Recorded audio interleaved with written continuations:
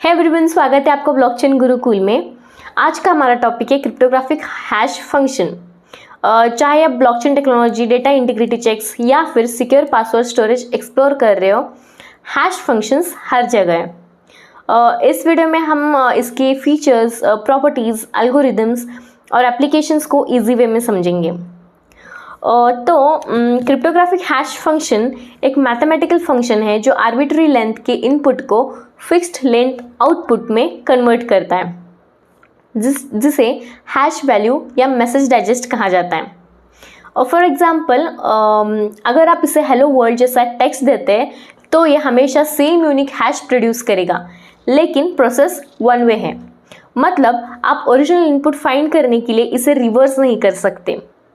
Hash functions में कई की फीचर्स हैं जो उन्हें यूजफुल बनाती हैं। फर्स्ट, फिक्स्ड लेंथ आउटपुट, मतलब इनपुट का साइज चाहे जो भी हो, हैश वैल्यू हमेशा एक फिक्स्ड लेंथ ही होता है।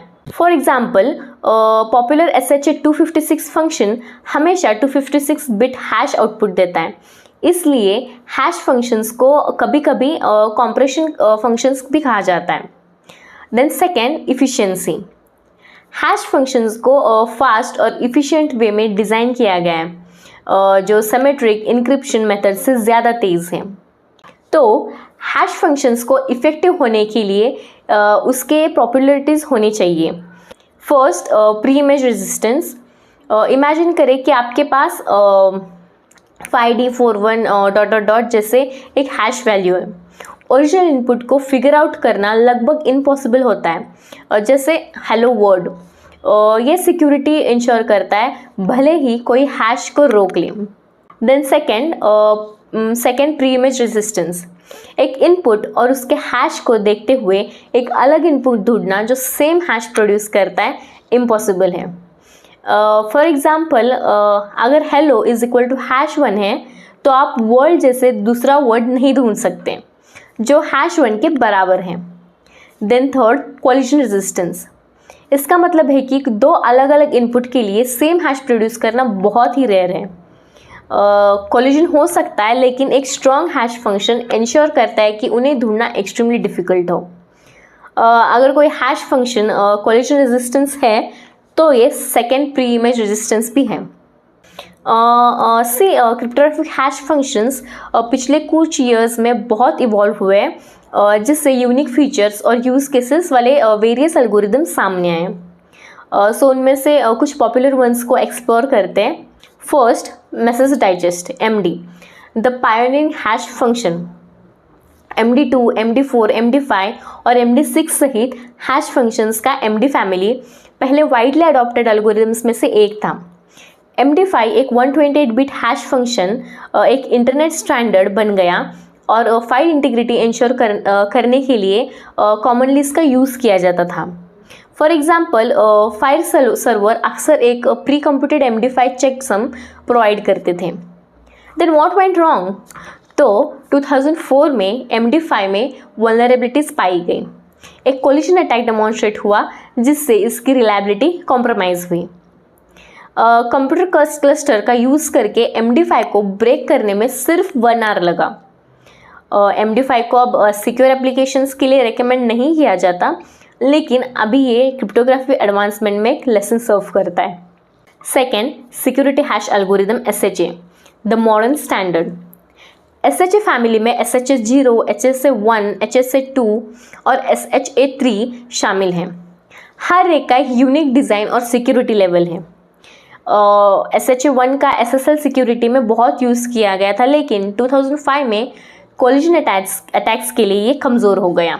देन SHA-2, SHA-256 और SHA-512 जैसे वेरिएंट्स के साथ करंटली सिक्योर एप्लीकेशंस के लिए मजबूत और भरोसेमंद है। के कई एल्गोरिदम पर बेस्ड SHA-3 को लॉन्ग टर्म सिक्योरिटी नीड्स को पूरा करने के लिए 2012 में इंट्रोड्यूस किया गया था।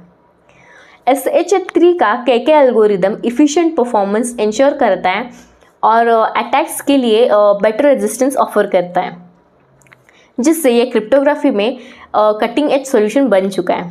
Then third, RIPE MD, the European contender.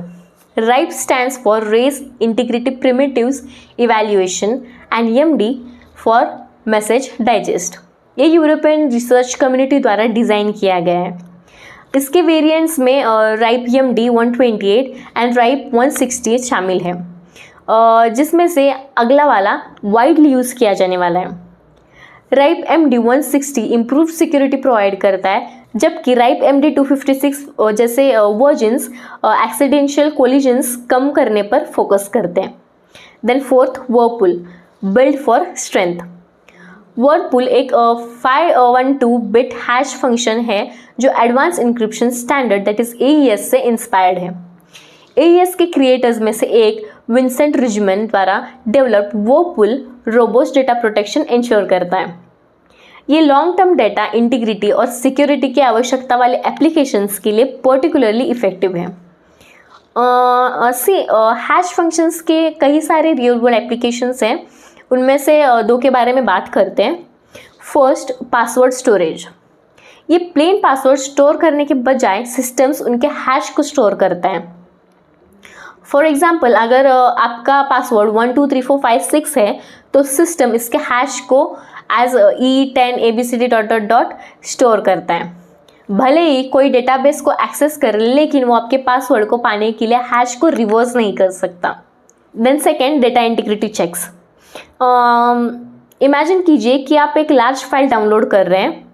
आप सोर्स द्वारा दिए गए हैश वैल्यू के साथ इसकी हैश वैल्यू को कंपेयर करके इसकी इंटीग्रिटी को वेरीफाई कर सकते हैं, और किसी भी टैम्परिंग का रिजल्ट डिफरेंट हैश होगा। तो अब बात आती है हैश पॉइंटर्स और मर्कल ट्रीज की। हैश पॉइंटर एक पॉपुलर पॉइंटर से ज़्यादा है। एक स्टैंडर्ड पॉइंटर डेटा का मेमोरी एड्रेस स्टोर करता है, तो हैश पॉइंटर में दो चीज़ें शामिल होती हैं। फर्स्ट, डेटा का मेमोरी एड्रेस, और सेकेंड, उस डेटा का क्रिप्टोग्राफिक हैश। और ये इम्पॉर्टेंट है क्योंकि ये हमें इस वेरिफिकेशन को अलाउ करके डेटा इंटीग्रिटी इंश्योर करता है कि डेटा के साथ छेड़छाड़ नहीं की गई है। हैश पॉइंटर्स ब्लॉकचेन्स और मर्कल ट्रीज बनाने के लिए फाउंडेशन है। फॉर एग्जांपल, इमेजिन कीजिए कि आपके पास सेंसिटिव डेटा वाली एक फाइल है। अगर कोई फाइल चेंज कर देता है तो पॉइंटर्स में स्टोर्ड हैश अब मैच नहीं करेंगे, जो इमीडिएटली छेड़छाड़ का सिग्नल देता है। Then Merkle trees. Merkle trees को बाइनरी हैश ट्री भी कहा जाता है।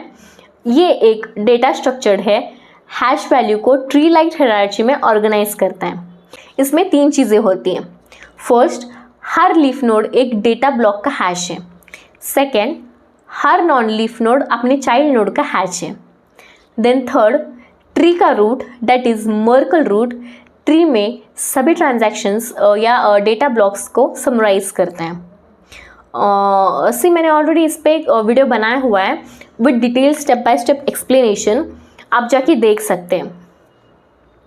So basically cryptographic hash functions cyber security और ब्लॉकचेन में इसेंशियल टूल्स हैं। पासवर्ड सिक्योर करने से लेकर डेटा इंटीग्रिटी इंश्योर करने तक उनके एप्लीकेशंस वास्ट हैं। इसके फीचर्स, प्रॉपर्टीज़ और एल्गोरिदम्स को समझने से आपको मॉडर्न टेक्नोलॉजी में इसके रोल्स को समझने में हेल्प हो सकती है। तो अगर आपको ये वीडियो हेल्पफुल लगा तो लाइक, शेयर और सब्सक्राइब करें। मिलते हैं नेक्स्ट वीडियो में। Bye bye.